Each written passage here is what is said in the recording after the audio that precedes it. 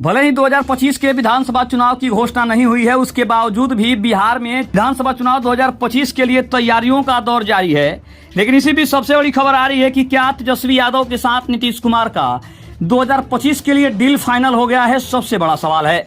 नमस्कार, आप देख रहे हैं सुनो पॉलिटिक्स न्यूज। आइए खबर को विस्तार से जानते हैं। उसके पहले चैनल पर नए हैं तो चैनल को सब्सक्राइब करना बिल्कुल ना भूलें। बता दें कि बिहार के मुख्यमंत्री नीतीश कुमार और बिहार के पूर्व उप मुख्यमंत्री तेजस्वी यादव, जो कि चाचा और भतीजे का रिश्ता भी रखते हैं, क्या दोनों के बीच एक डील फाइनल हुई है 2025 के विधानसभा चुनाव के लिए, सबसे बड़ा सवाल है।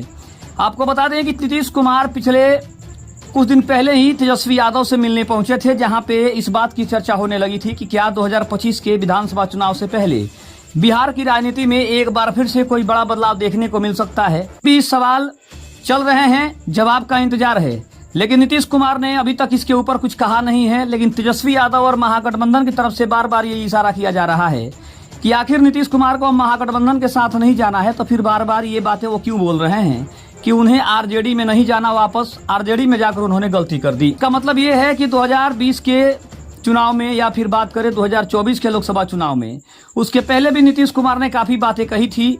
हालांकि 2024 के लोकसभा चुनाव में एनडीए गठबंधन ने मिलकर चुनाव लड़ा और सरकार भी बनाकर अभी सरकार चल भी रही है।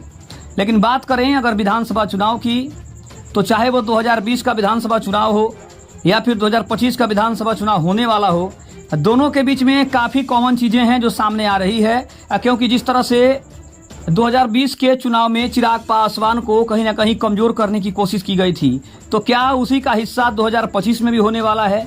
2025 में भी क्या एनडीए को कमजोर करने के लिए एक बार फिर से नीतीश कुमार महागठबंधन का साथ पकड़ सकते हैं? इसकी बहुत सारी चर्चाएं हो रही है और नीतीश कुमार की जैसी छवि है उससे संभावनाएं भी व्यक्त होने लगती है कि क्या नीतीश कुमार सच में अब दोबारा वैसा नहीं करेंगे।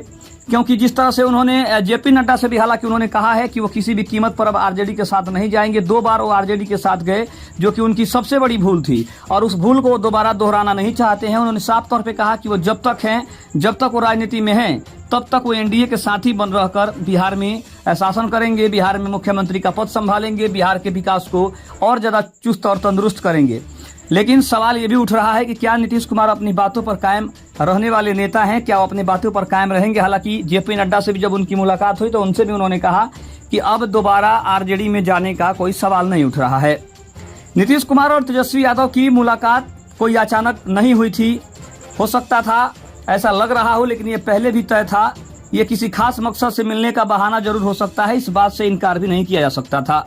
बिहार के मुख्यमंत्री और नेता प्रतिपक्ष की मीटिंग को लेकर बताया गया कि सूचना आयुक्त की नियुक्ति को लेकर चर्चा के लिए ही ये मीटिंग बुलाई गई थी। असल में नियुक्ति प्रक्रिया के लिए बनी कमेटी में मुख्यमंत्री और नेता प्रतिपक्ष के अलावा मंत्रिमंडल के सदस्य भी होते हैं। मुख्यमंत्री कमेटी के अध्यक्ष होते हैं, तो वहीं सभी मिलकर किसी एक नाम को फाइनल करते हैं। इसीलिए नीतीश कुमार और तेजस्वी यादव की एक बड़ी मुलाकात हुई थी।